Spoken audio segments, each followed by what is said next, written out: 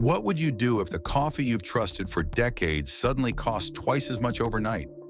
In the last few months, prices for some of America's most familiar brews at Walmart, Costco, and other major chains have surged like a tide you can't outrun.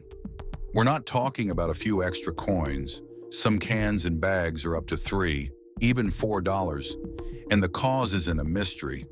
Tariffs meant to protect the nation's economy are now slamming directly into the everyday lives of shoppers, turning a simple cup of coffee into a budget-breaking decision. And when the shock reaches something as basic as your first sip in the morning, what does that say about the future of everything else you buy? If coffee can double, what's next? Milk, bread, or the groceries your family depends on? This is the Downturn Report, where the truth gets personal. Today we dig deep into how the price of your daily coffee has become a battlefield for corporate survival. Let's begin. Number 1, Great Value Classic Roast. It used to sit there on the shelf like an old pickup truck in the neighbor's driveway. Nothing flashy, but always ready to do the job without complaint. Great Value Classic Roast wasn't the kind of coffee that made you dream of Italian piazzas or hipster coffee shops with chalkboard menus. It was the coffee you grabbed when you needed something strong enough to wake you up, cheap enough to not mess up your grocery budget, and familiar enough that you didn't have to think twice. It was steady, dependable, and in its own way, comforting, like the last slice of pie at the church bake sale that you know isn't gourmet, but still warms you up. But this August, something cracked. The price didn't just creep upward, it jumped like a startled cat. In some towns, a can that went for $6.48 in early July suddenly wore an $8.89 sticker before summer's end. That might not sound like much in the boardrooms of Wall Street, but for someone eyeing every penny in their EBT balance, that's the cost of skipping a couple gallons of gas or crossing a grocery item off the list. And here's the kicker. It wasn't Walmart trying to pad their profit. There was no shiny new recipe label, no marketing push. The culprit was buried deep in the supply chain. Great Value depends heavily on Robusta beans from Vietnam and Indonesia.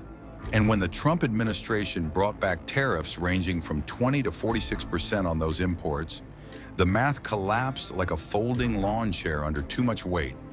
The cheap because we import it model didn't just wobble, it fell flat. And if Walmart, the retail king of keeping prices nailed down, couldn't keep this can under $7, you've got to wonder, what happens when those tariffs start rippling through everything else on the shelf? It's not just a couple of extra dollars. It's the way it hits the people who already stretch a can as far as it can go. Those who water down their brew until it's almost see-through, who measure each scoop like they're counting gold dust. Now, some are asking a question that feels almost sacrilegious in America. Can I live without coffee? In quiet corners of the internet, retiree forums whisper with new threads. Should I switch to tea? Should I try the cheapest instant granules, even if they taste like burnt cardboard? Or is it time to give it up completely? And yet, if you look closely, there's another side to this. Store brands like Great Value don't hike prices for fun. They do it when they've got no choice. Maybe Walmart is staring down the same storm its customers are, caught between a broken global supply chain and a policy shift that changed the math overnight. You can almost imagine the corporate buyer shaking their head, wondering how to explain to the folks at home why the cheapest cup of coffee in the country now costs almost $9. It leaves a bitter taste, not just in the cup, but in the heart. If even the lowest shelf is getting out of reach, what's next? Maybe that's the bigger question. Are we watching a system that was supposed to look out for the everyday shopper quietly slip away? Or has it been gone all along, and we're only now waking up to the truth? Number 2, Maxwell House Original Roast. If Folgers wears the hard hat as the blue-collar king of American coffee, then Maxwell House has long been the quiet metronome ticking away in the background. Steady, dependable, and as much a part of a morning as the first yawn or the click of the thermostat. For decades, it wasn't about being bold or exotic. It was the coffee that fit neatly into the rhythm of life, like the evening news or the weather forecast that arrived on time, rain or shine. The can on the counter wasn't a luxury, it was a fixture, a small anchor in a world that never stops shifting. But lately that anchor has started to drag. In just the past few months, a 30.6-ounce can of Maxwell House Original Roast has climbed from $7.99 to over $10.79 at big-name chains like Target and Kroger, according to Price Compare USA and online order records. That's not just a couple bucks. It's a step into a higher price tier that loyal buyers never asked for. If you're counting pennies on a fixed $130 monthly Social Security check, that couple bucks eats up about 1.6% of your entire week's income.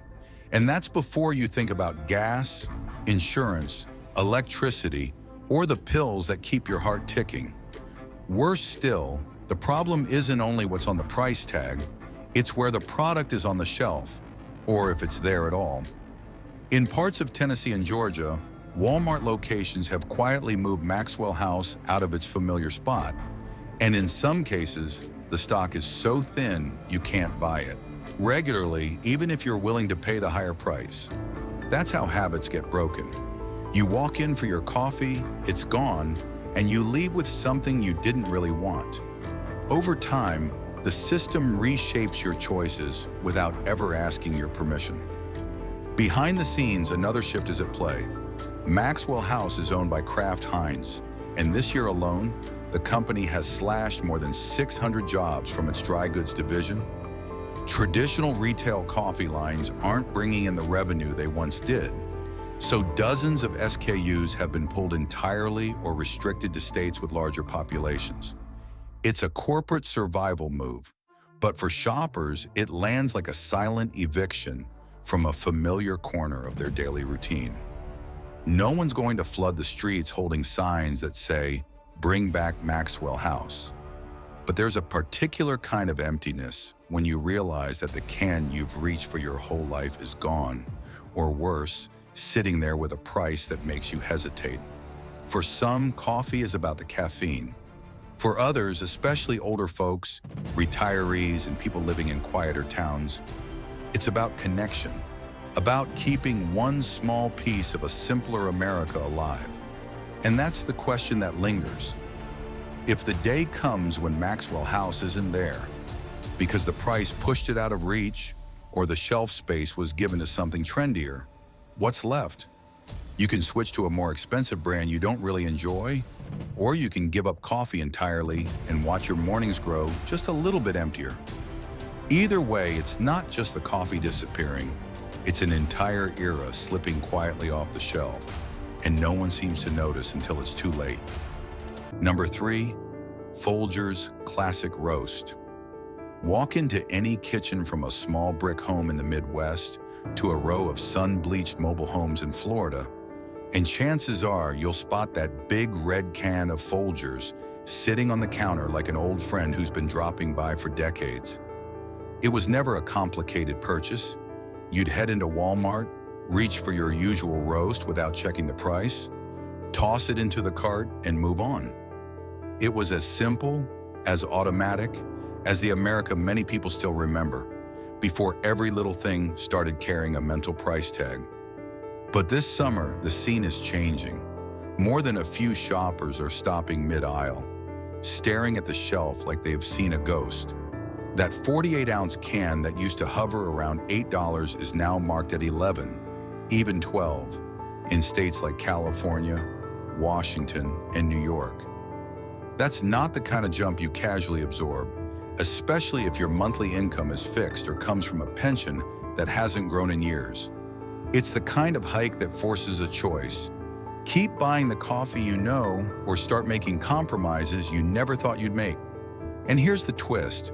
Folgers might be roasted, packaged, and branded as a all-American, but the beans that fill that iconic red can tell a different story. About 65% come from Brazil, which was just hit with a 50% tariff on agricultural exports by the Trump administration. The rest, mostly cheaper Robusta beans from Vietnam, now facing tariffs between 20 and 46% since the start of the second quarter of 2025. When the cost of raw beans jumps this sharply, there's no corporate magic trick to make it disappear before it hits the shelf. Folgers' parent company, the J.M. Smucker Company, admitted in its latest quarterly report that prices would adjust in stages to match global cost changes. But that's corporate speak for something shoppers already know. No matter how slow the increases are rolled out, they still land in your cart. Nobody's reading an earnings report while standing in the Walmart checkout line. They're just feeling the sting when their cheap coffee is suddenly an $11 decision. This isn't just about caffeine. Folgers has long been a symbol of reliability, a brand that weathered recessions, oil shocks, and grocery strikes without making you second-guess your purchase. It's the coffee a dad might hand to his son before his first graveyard shift, the one neighbors pour into chipped mugs while talking over the fence. But now people are cutting back on scoops, watering down the brew, or grabbing brands they don't actually like simply because they cost a little less. What's unsettling is knowing this may only be the opening act. As tariffs continue to pile up on imported foods and raw materials, analysts are already warning coffee prices could rise further, especially in the fall when demand spikes. And if Folgers, the brand that built its name on being affordable and dependable, can't hold the line, then who will? The question almost answers itself. Nothing in the working class pantry is safe from the ripple of post-tariff inflation. So if even Folgers can be pushed into unfamiliar territory, how long before Americans start deciding that their morning cup, once a daily comfort, is simply too expensive to keep? Number 4, Dunkin' Original Blend. From Boston to New Jersey and along almost every stretch of suburban pavement on the East Coast, those orange and pink Dunkin' cups have been as common as traffic lights at morning rush hour. Dunkin' isn't just coffee, it's a working clock, a signal that the day has started, a quick and steady rhythm you can depend on. But now in less than 90 days, something has shifted, quietly enough that you might miss it until you're standing in the aisle, staring at the shelf. The 12-ounce bag of Dunkin' Original Blend, meant for brewing at home, that once rang up at $6.99 at Target or CVS, is now $9.49 on average. And in some spots, it's sliding past $10.29. Dunkin' never tried to compete with Folgers or great value for the rock-bottom budget crowd. Those bright bags were for office staff, hospital workers, suburban commuters, the folks who figured brewing at home would save a few bucks compared to stopping at the drive-thru. They weren't buying it because it was the best coffee in the world. They bought it because it was steady, predictable, and, until now, reasonably priced. But loyalty has limits. Nielsen retail scanner data shows Dunkin' Original Blend sales in drugstores and convenience chains down nearly 13% year over year, which is as clear a signal as you'll get. People aren't swallowing an extra $2 or $3 just to keep a habit going. Look a little closer and the problem becomes bigger than just Dunkin'. The middle ground coffees, the balance between name brand recognition and affordability, are losing their footing. That's causing a chain reaction. Shoppers either drop to cheaper blends they don't like, or they grit their teeth and pay more for a brand they never planned to buy. And here's a twist most customers don't realize. Dunkin' isn't its own company anymore. After being bought by Inspire Brands, its packaged coffee line is made and distributed by J.M. Smucker, the same corporate parent behind Folgers. Supply chains are merging, optimizing in ways that help the manufacturer, not the person buying the bag. That optimization is already showing up in subtle ways. Regional grocery chains like Safeway, Meijer, and H-E-B are narrowing their Dunkin' offerings, sticking mostly to the plain original blend and quietly phasing out medium roast or dark roast. Nobody's going to stage a protest over it, but for the person who's been pouring that familiar cup before a 6 a.m. hospital shift or sipping it while waiting for the tax office to open, the absence is real. It changes the morning. It changes the mood. And it begs a question that's bigger than any one brand. If even a small bag of Dunkin' coffee is creeping toward a double-digit price, how many people can keep buying it week after week without cutting back somewhere else? The belief that making coffee at home was the cheaper, easier route is starting to crack.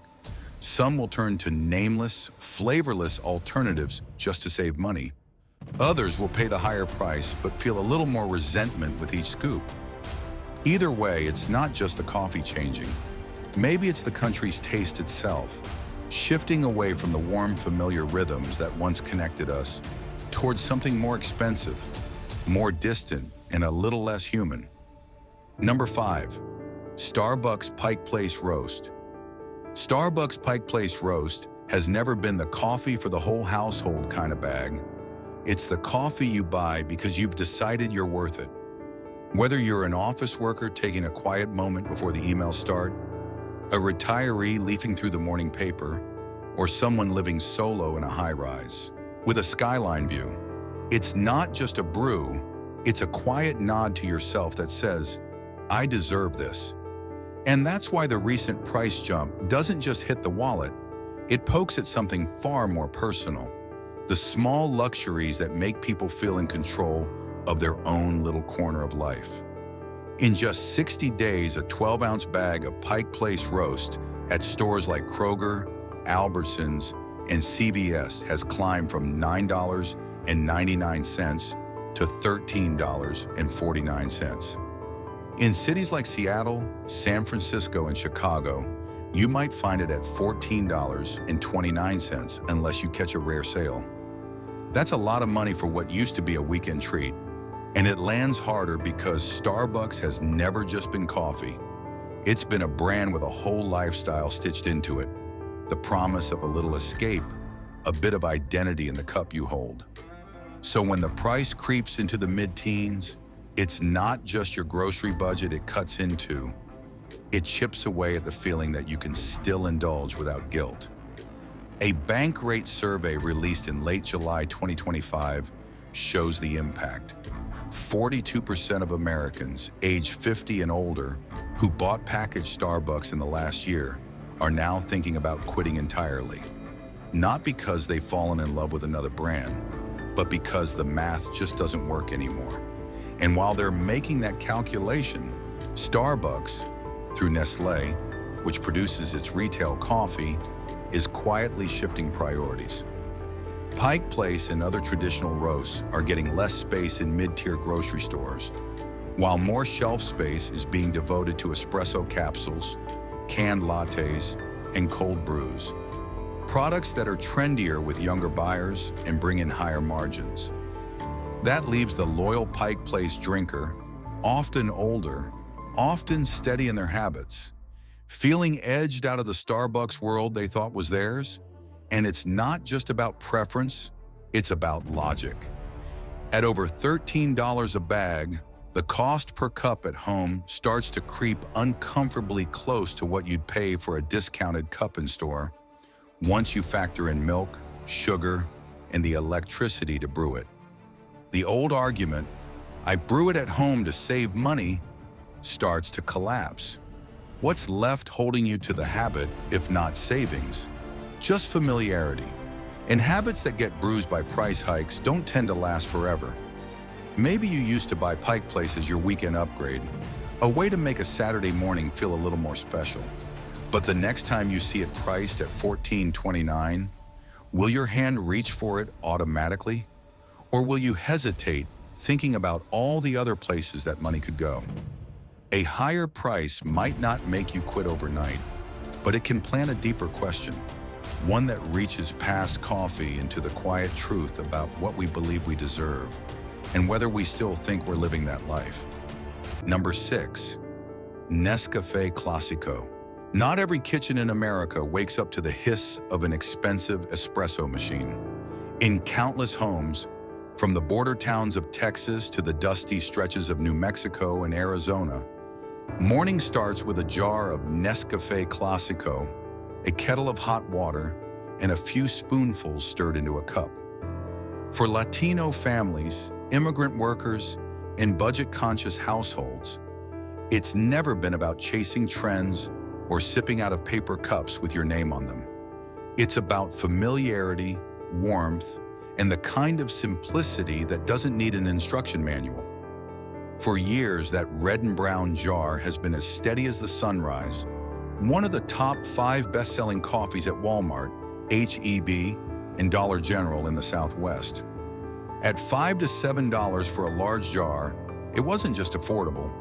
It was a taste tied to memory, a flavor many still call real coffee. But this summer, even Clásico has turned into something you have to think twice about.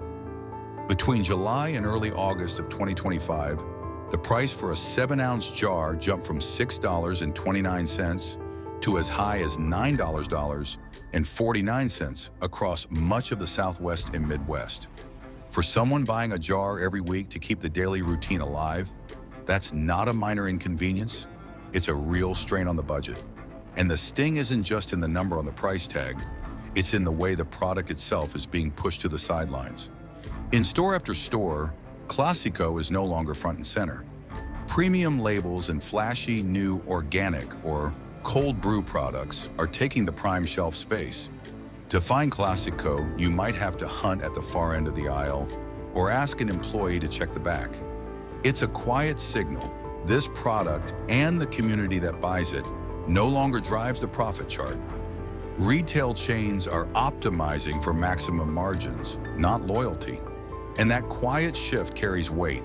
Nielsen's Hispanic retail scan shows Clásico sales in border states like Arizona and Texas dropping nearly 18% year over year. Not because people stop loving it, but because it's simply harder to find and harder to afford. For many, the real bitterness isn't in the coffee, it's in feeling edged out of something that once felt unshakable. It's the realization that loyalty is a one-way street, and the moment the market tilts toward customers willing to pay more for a canned cappuccino or trend-driven cold brew, you can be replaced without a second thought. Maybe you've made Clásico for your grandparents before they started their morning chores, or poured yourself a quick cup before heading to a long shift. Now that it's $9.49, will you still buy it every week without hesitation? Will you still feel like it's yours when the shelf space is taken over by shiny brands you've never even heard of? Because in the end, the story of Clásico is bigger than one coffee brand. It's about a community that believed, hoped, that at least one thing in life would stay the same. And now even that constant is quietly slipping away. Number 7, La Colombe Draft Latte. In big city America, La Colombe has quietly become one of those names you didn't have to explain. Its sleek, matte cans of draft latte, topped with creamy foam and a flavor that felt a little more refined than the rest, slid into refrigerators as the perfect middle ground between brewing your own and splurging at a cafe.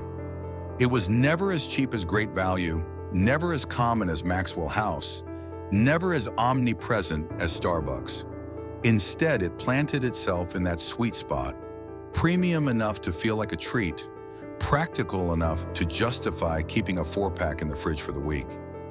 At $2.79 to $3.29 a can, at places like Whole Foods, Sprouts, and Target, it made sense. It was the civilized shortcut, a way to start the day with style, without waiting in line. But as of August 2025, that balance has tilted. Classic vanilla and triple shot varieties are now hitting $3.99 in many regions. And if you're picking one up at an independent market in New York or Los Angeles, you might be looking at $4.59. That's less than $1 more per can on paper. But in real life, when you're grabbing a 6-pack for the week, it turns into a price tag that smashes the quiet math which made La Colombe work in the first place. And the numbers don't lie. Market Track reports sales down more than 15% year over year from June to August, especially among customers 35 and older. The very group that once championed it as a smarter, tastier, more reasonable indulgence. Something else is shifting in silence. Grocery chains are swapping out La Colombe shelf space for higher-priced imports like High Brew, Rise, or Pop and Bottle. Brands chasing younger, more free-spending customers. Suddenly, the can that once stood for practical elegance is being pushed into a category no brand wants. The not worth it pile. There's no public outrage, no viral boycott, just the subtle sound of loyalty evaporating. Shoppers walking past without slowing or picking up a can only to set it down again when the price doesn't feel right. That's how a brand doesn't get killed. It gets forgotten. And once that happens, it's almost impossible to win the space back. The danger here isn't just about one coffee. It's about what happens when even the mid-tier smart choices start edging toward luxury pricing. The cheap stuff goes up, the middle ground goes up, the premium goes up, and consumers run out of room to retreat. The breathing space shrinks. The right to live simply but still feel whole starts to vanish. Maybe you once kept a few cans of La Colombe in the fridge for busy mornings, proud that you'd found a way to have convenience and class without overspending. Now with each can pushing toward $4.50, do you still feel like it's the smart choice? Or do you catch yourself hesitating, calculating, wondering if it's time to switch or to give up the habit altogether? That hesitation isn't just about coffee. It's about daily life in America, about the way a few quiet price hikes can shift the foundation beneath millions without a political crisis or a headline-grabbing disaster. And in that pause, in that small moment between reaching for a can and setting it back down, you can hear the bigger truth. We're not just paying more for coffee, we're paying more for the very idea of comfort. When even coffee loses its warmth, what else will slip away? Subscribe now. Let's face these truths together. Thanks a lot for sticking with us to the very end. If you found this video useful, make sure to hit that like button and subscribe so you won't miss any daily uploads. And now go ahead and explore some of our top recommended videos popping up on your screen. Goodbye and see you in the next one.